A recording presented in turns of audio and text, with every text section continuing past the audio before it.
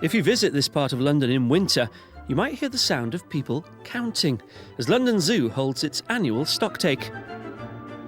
Every creature has to be accounted for by zookeepers like Rob.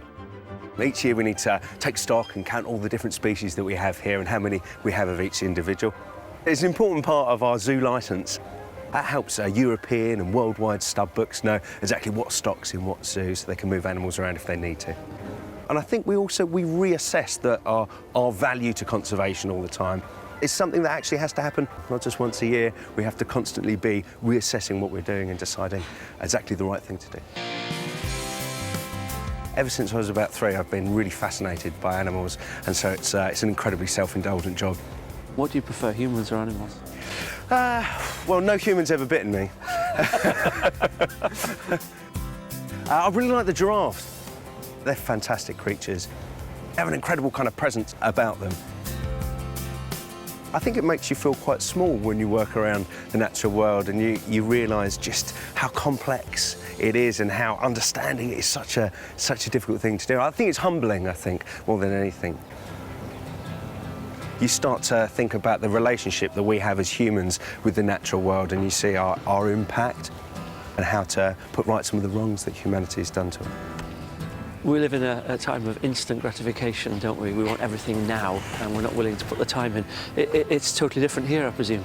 Yeah, it is. When you work with the animals, and the more you get an insight into their psyche and what makes them tick, and then you also know how to make their life better as well, and more engaging and enriching.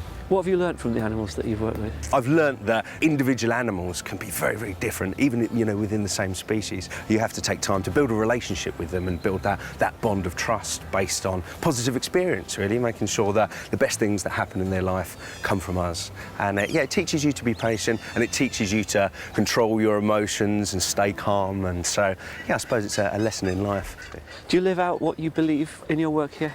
I'd like to think that I get to use some of the patience and some of the grace and kind of the calmness. Whether my colleagues would say I'm like that, it would be another question you'd have to ask them, but I'd like to think that I do, yeah.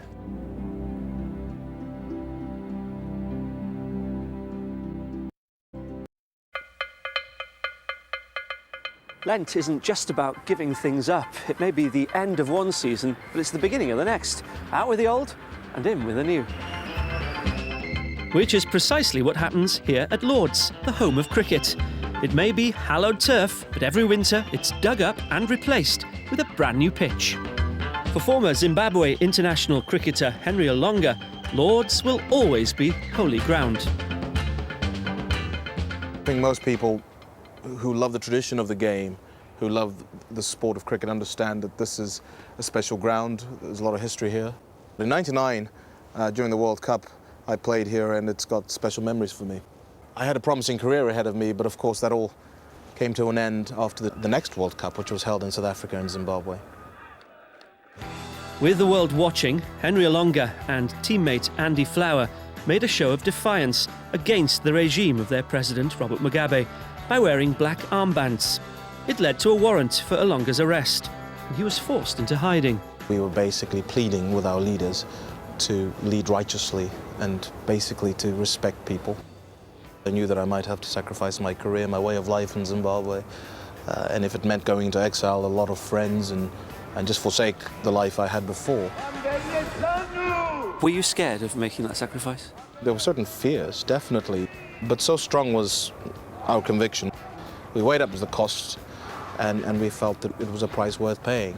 Staying silent wasn't an option for us. Were you scared for your life? There was a time when I received some death threats. One of them was through my dad, who'd been contacted by a person who was very close to the intelligence organization in Zimbabwe, and he said to my dad to let me know that after the World Cup they were coming for me. So I realized the game was up in a sense, and that I had to start thinking about life after cricket. I really did feel like I was left out in the wilderness. I got booed from the side by Zimbabwean supporters and by some youth militia, and the newspaper started writing character assassination type articles. So it was a really lonely period. Christ himself struggled with a few things. Hunger, we know he got hungry, we know he got tired, we know he was abandoned by friends. And some of those things I've been through, and it's quite comforting to know that God isn't up in heaven completely oblivious to what we're going through. Henry now takes a stand in a new way. He performs in Christian concerts around the UK. I've basically tried to share this wonderful message of God, loving human beings and desiring to reach out to them. I certainly have heard that many people turn away from God in a time of crisis, but in my own life I've chosen to run to him because I found him as a refuge in times of trouble. Not only has he been there to protect me and to provide for me in times of need, but I've also found him as a friend whom I can talk to. But as you said, it meant the end of your cricket career. My cricket career ended after 8 years. I was extremely privileged to play for my country, of course, but there were big issues in Zimbabwe.